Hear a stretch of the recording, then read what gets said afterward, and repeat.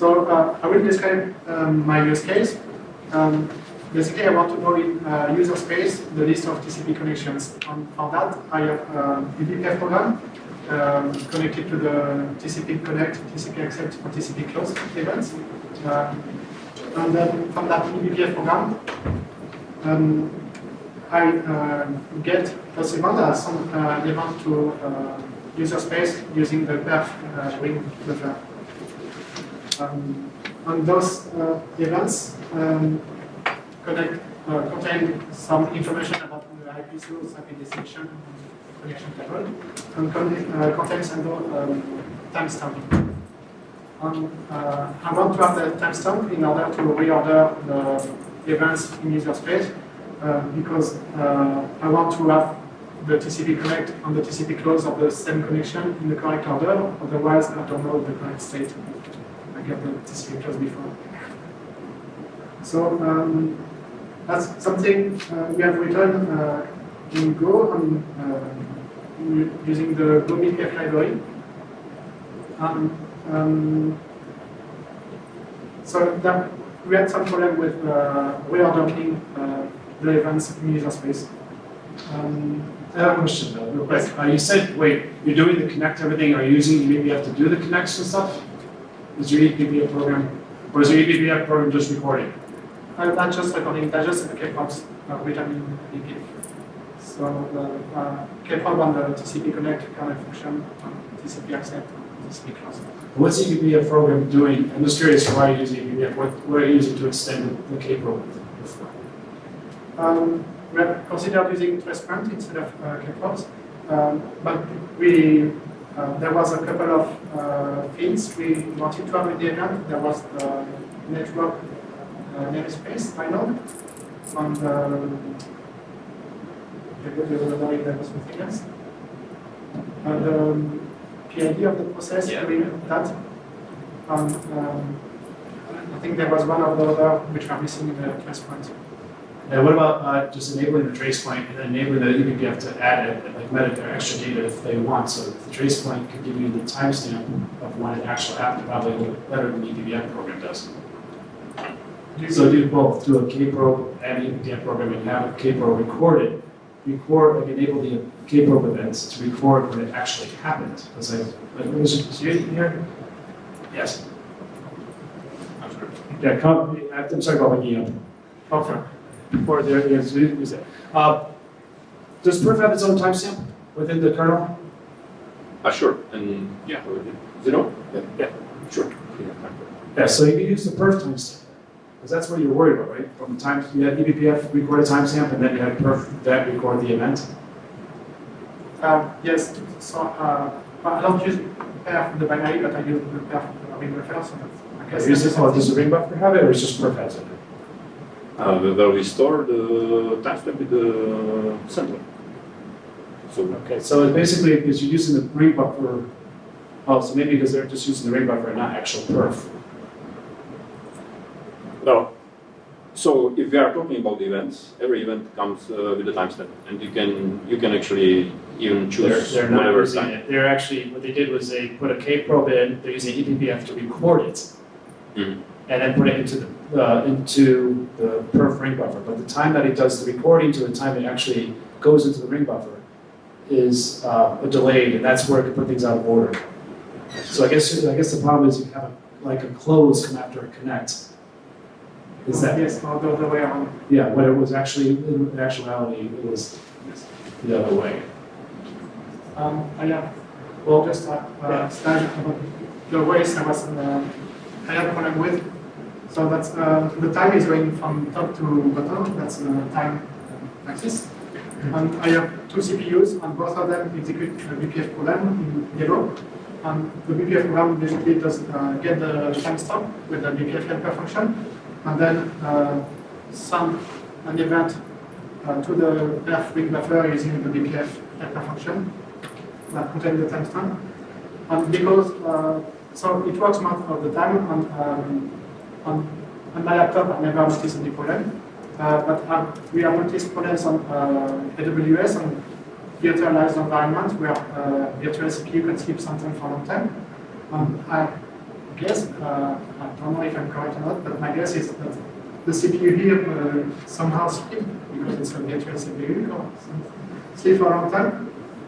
And then the two events from two bit programs from two different CPUs happen to be received not in the correct order. So it means I need to reorder them in user space.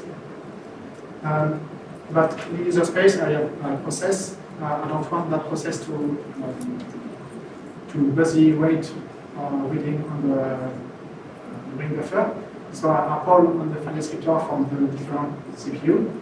And basically, first I get the timestamp in user space using a clock get time, using the monotonic clock. And then I look at all the file descriptor for the different ring buffer to see if there is something, but I stop reading until I read until I notice events after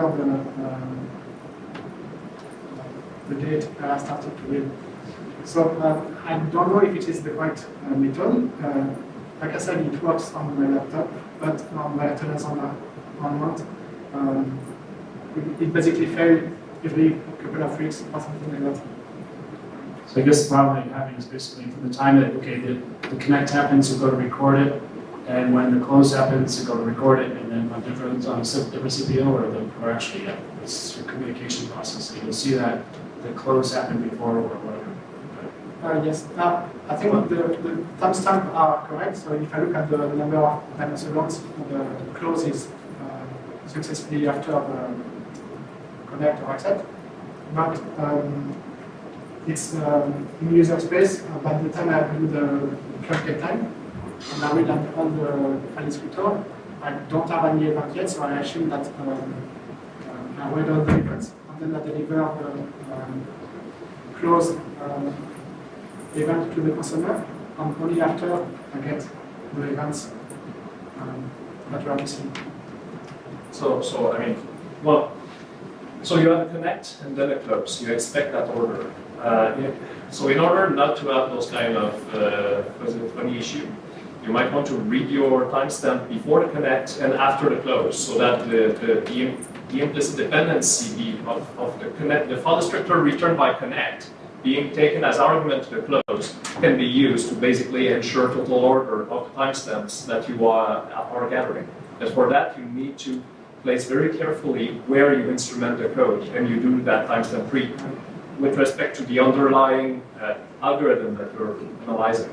And it gets even funnier if you're interested, let's say, in file descriptor reuse. So if you put the order right for the connect versus close, so before connect and after close, then if you're interested in the opposite thing, which might be, let's say that you do a connect and a connect returns a file descriptor that's still active, that might be another valid analysis, then you need to instrument things the other way around. So, I mean, those are tricky things to actually get right for every type of analysis that you're trying to do.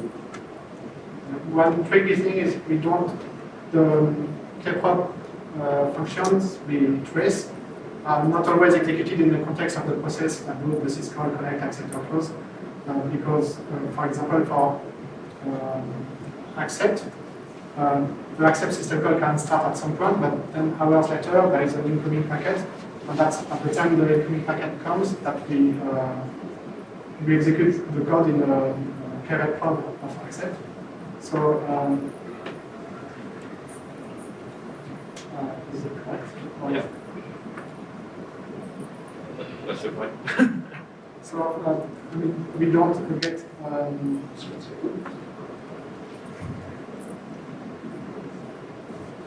so if I understand correctly your point, you want to trace on the closed system call, but I'm not sure if I trace the TCP close function, which might not always be executed in the context of the closed system call.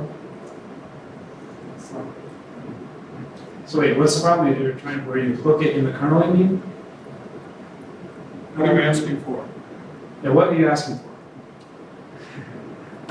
I'm not quite sure. I was wondering if there are experience of people reordering perf events in user space. I don't know if perf actually does that or not, or if it is a common use case.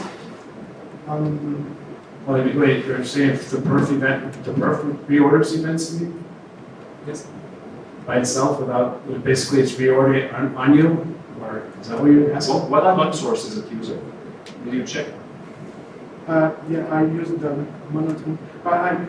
Here I use the only clock source which is available from the BPF, and I think that's the same as I use in clock get time. So that's one of the monotonic one. I don't remember if it is the raw. I think it's monotonic raw. You use monotonic well? No, question for it.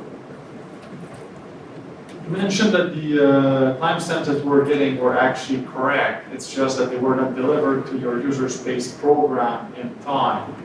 That's a totally different issue.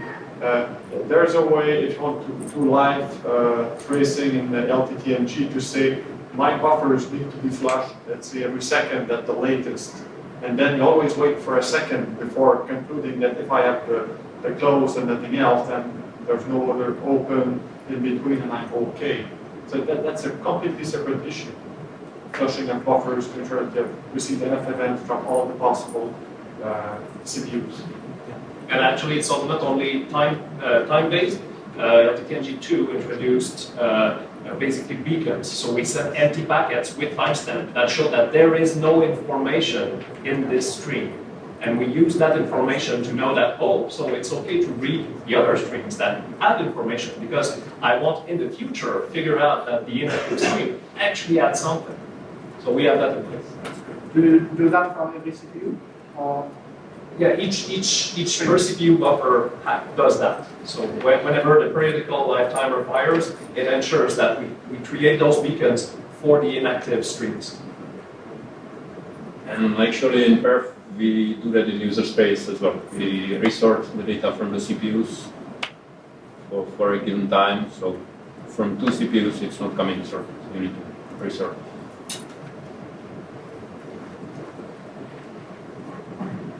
Yeah. so I think I agree with you that it's not a problem. It's not a kernel problem. It's a problem in the user space program that needs to do things correctly, waiting in the correct order.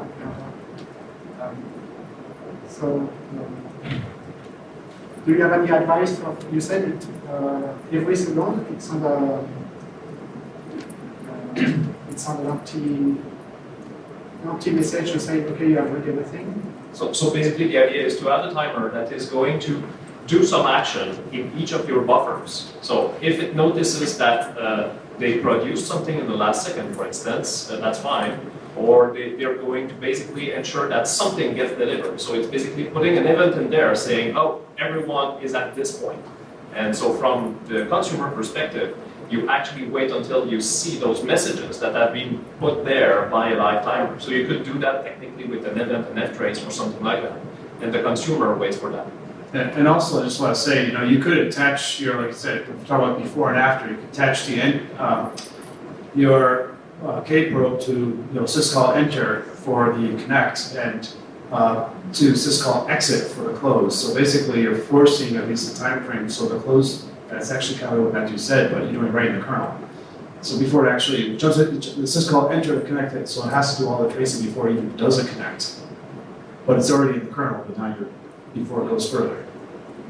For the TCP close event, we cannot do that if a process exits without closing on the file descriptors. Then the file descriptor are closed, even if the close system call has not been called. But yeah. Well, then do it to the after the close. Find in the kernel where it does the closing. Attach a trace point to or like I said, a K-probe to the exit part of it after it's already closed. So you don't have to worry about whether or not it's closed by the user space or not. You can actually do it where it actually happens, but just add the K-probe to actually after the action happens. Then you don't have to worry about the close happening, before it connects. But as Alban said, and as Michel pointed out, the timestamp seems right. It's that it does not show up in the buffers, and you would expect it to show up in the buffer. So it's more a buffer reading problem more than a timestamp accuracy issue. Yes. In which case the beacons are a complete solution.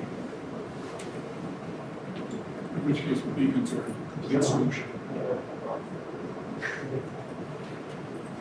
All right. Anything else? Yeah, you're set? I guess so. Actually, thank you. Very nice.